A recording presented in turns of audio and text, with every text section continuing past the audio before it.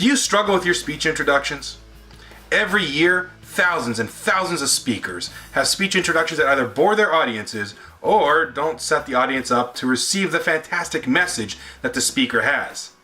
Over the next minute or two, I'm going to give you a very simple 3-part process for writing an introduction that will grip your audience, make them interested and ready to receive and listen to the message you have. The process I'm going to give you is something I've used and has allowed me to have success on the stage and, like I said, prime the audience for the message I'm about to give. The first step is just to announce the problem. Talk about the problem in 1 or 2 sentences. At the beginning I talked about it, didn't I? I said, do you have problems with speech introductions? And every year there's thousands of boring speech introductions that don't do the speaker justice. You need to start off with that. It needs to be you focused so the audience knows what problem you're about to address. The second part is always the part where you discuss how many steps. You're going to give them the solution in some form. In the case of this video, I said over the next minute or two, you're going to receive a very simple 3-part process for writing a speech introduction. That's my solution. I'm going to tell them what's in it for the audience, and the audience will be able to understand what they're going to get out of it. The third part relates what your process is, the fix to the problem, and it mends it all together.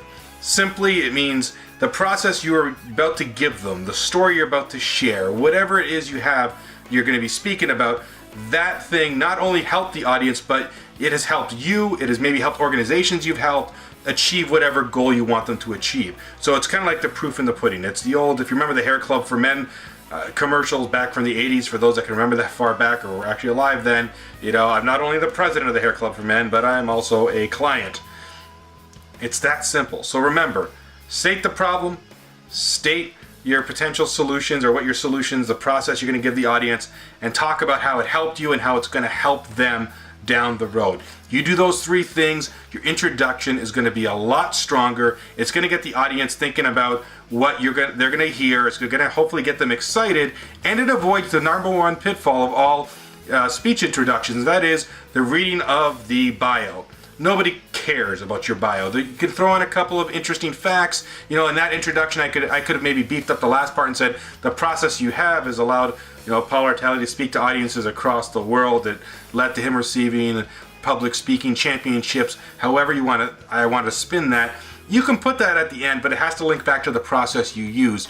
But it would not be as effective if the announcer just came and said, Paul Artale has been a public speaker for 10 years. He has spoken in many countries. No one really cares about that.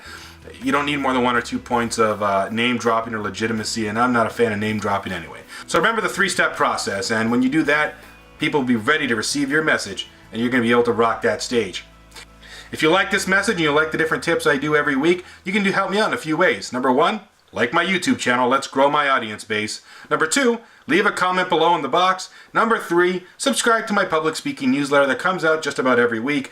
In it, you get 1 lesson that I audio record as well. You get a video tip such as this one, and you get sharing of resources, books, seminars, discounts, anything and everything having to do with public speaking. So sign up, leave a comment, like the YouTube channel, and I'll see you next time.